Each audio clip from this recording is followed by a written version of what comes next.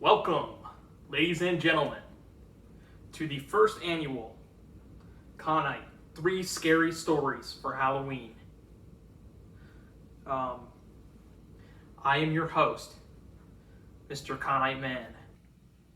What would you do if you were just so filled with rage from the annoyance that you could not control yourself?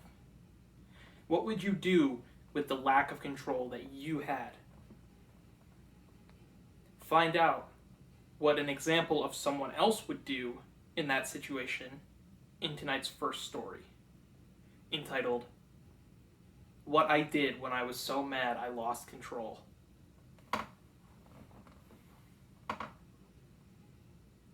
There's a young man in a picturesque scene.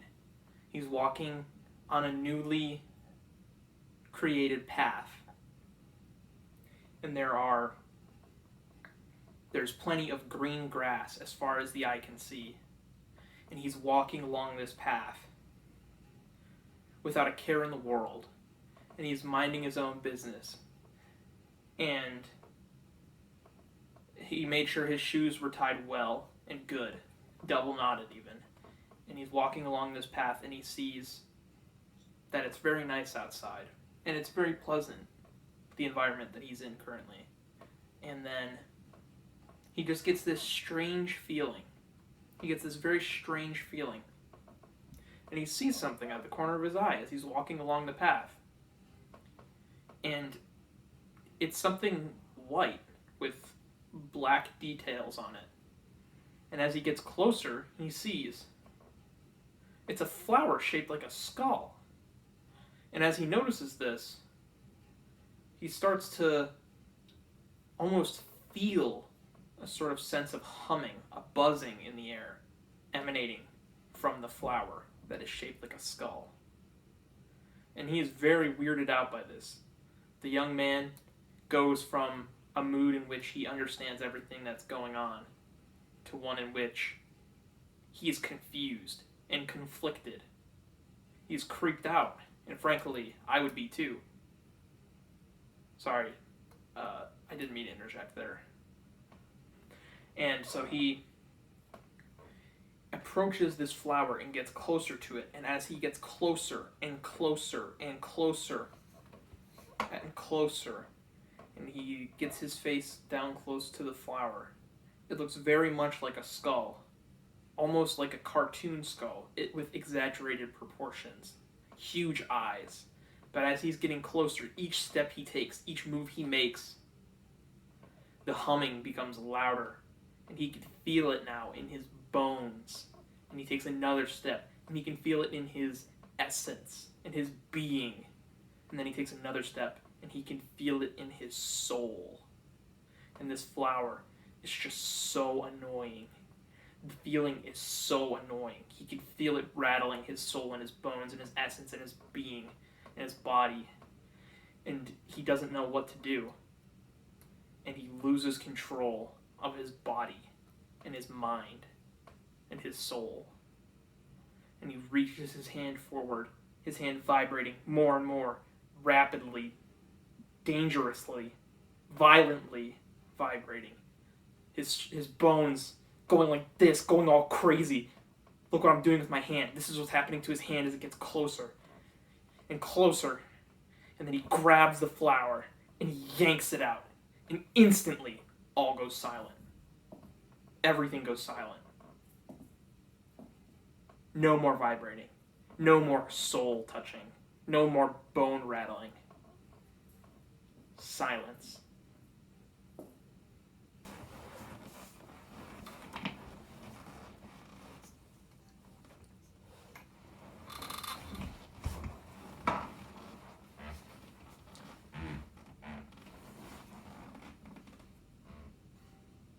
Our next story deals with the concept of rebirth, refreshing, a new beginning, mystery, mysticism, confusion,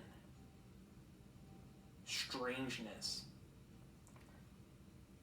What would you do if you were in a situation in which something that you didn't understand was taking place again and again and again. Find out what the character or real life person in this story would do in the story entitled Something Strange Keeps Happening to My Painting.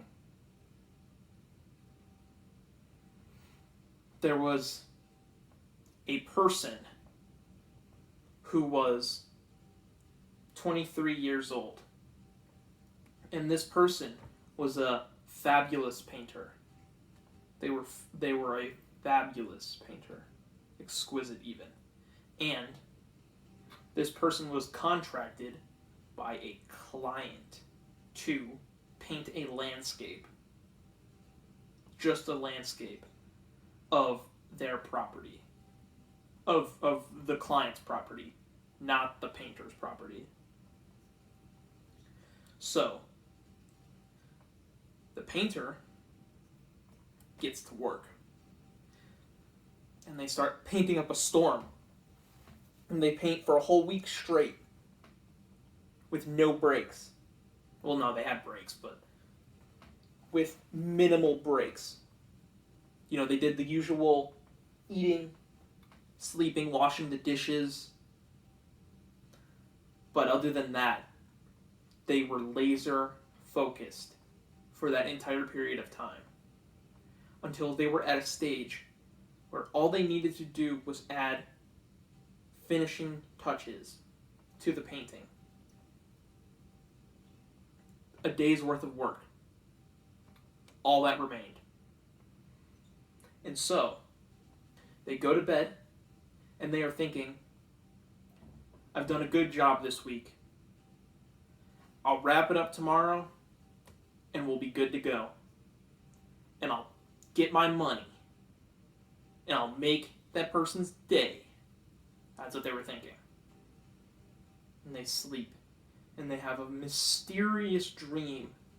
Their dream in their mind's eyes just swirling. Swirling colors. Just swirling. And then they wake up. And they remember it all. They remember all of the swirling colors the whole night.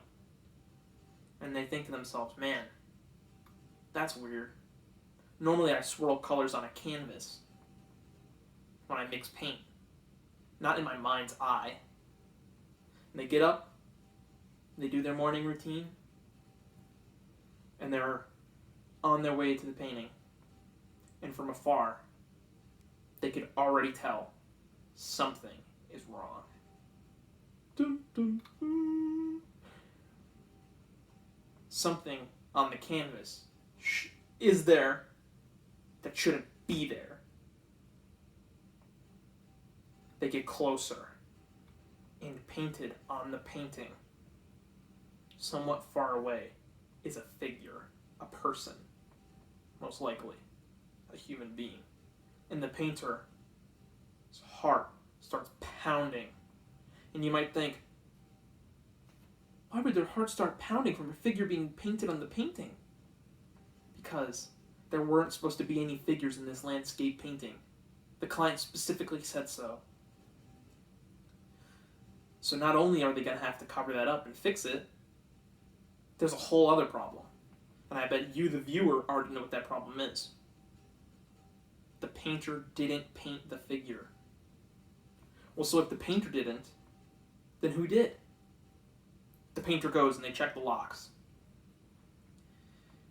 The locks were locked still. No signs of entry of any type. No signs of window entry. No signs of door entry. No signs of chimney entry.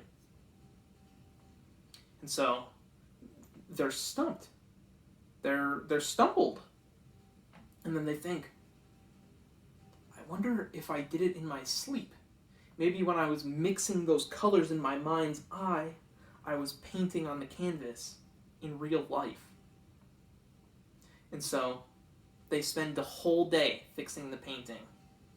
Touching it up, fixing it, and by the end of the day, they got to about the same point that they were at before the painting had gotten messed up. They didn't even eat any food the whole day. So they eat 3 meals in one sitting and then go to bed. And then they have another swirling dream. But this time the swirls are more intense and swirling faster. And it's crazier and more colorful. And then they wake up and their heart is racing. Because then they start thinking, was I dream painting again? And they go out, and sure enough, they were. But this time, the person is huge. They're way closer. Last time, they were somewhat in the background. But this time, they're in the foreground. They're close up. They're huge. And the person is thinking, how could I have even painted this in my sleep? This is so much. This is huge detail. This is better than I could paint now. And then they instantly get to work, furiously covering it up, restoring the painting to how it was, as quick as they can. But this time they remember to take breaks for food. And then they go back to sleep again, and the dream is crazy this time. It is insane. The dream is so many swirling colors, and the swirling colors stop and switch directions in the middle of the swirling. The person gets up, and they're just petrified. They don't even want to see the painting. They're so scared that it's going to be entirely ruined. And they slowly step out, eyes closed, hand over eyes, just peeking barely like this with eyes closed, and they open their eye. And what they see painted on the painting horrified them. Painted on the painting was an advertisement sign for Buffalo Wild Wings, 2 for $20. 2 chicken sandwiches for $20. Bring a friend.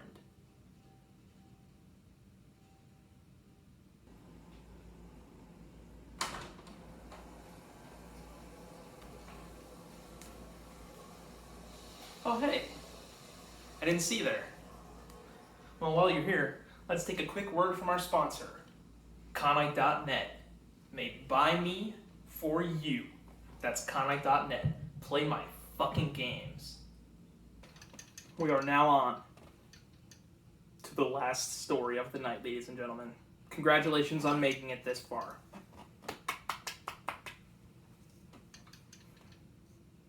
Pat yourselves on the back. So, what would you do if something gross happened? Ew! Something nasty, even. What would you do in that situation? Find out what you would do in tonight's final story, the third story, entitled The Long Way Home. So, a woman of indeterminate age was at a flea market. And this woman is shopping around. She's walking up and down the aisles of the flea market, and she's shopping. But she's looking for something very specific. It's not something that just anyone could have.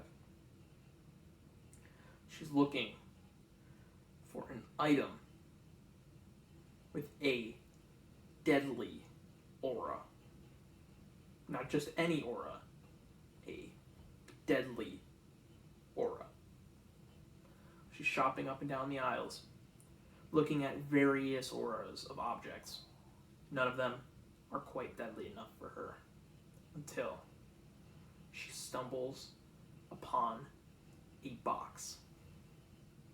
And the box has 2 words written on it.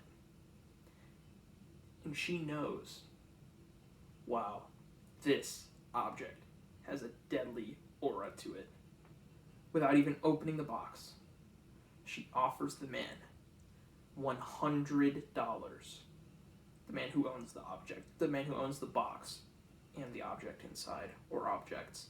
She offers him $100 for the box.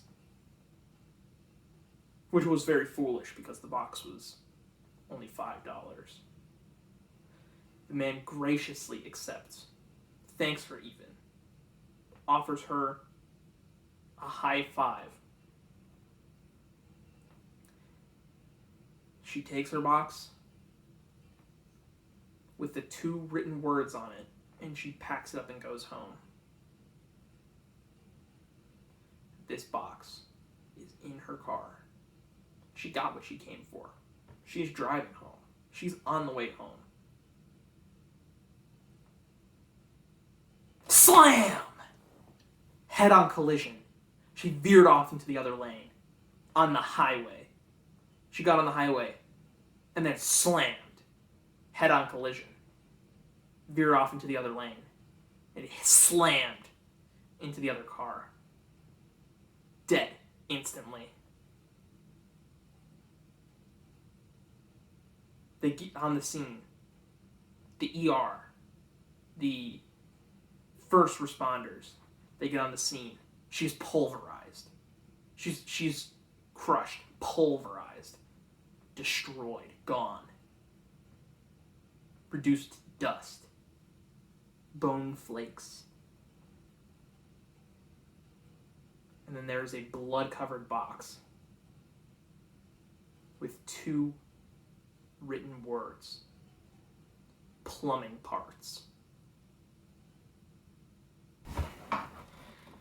Thank you for listening to these stories, ladies and gentlemen. If you enjoyed these stories, feel free to subscribe to the channel for more scary Halloween stories once per year in a video like this. Happy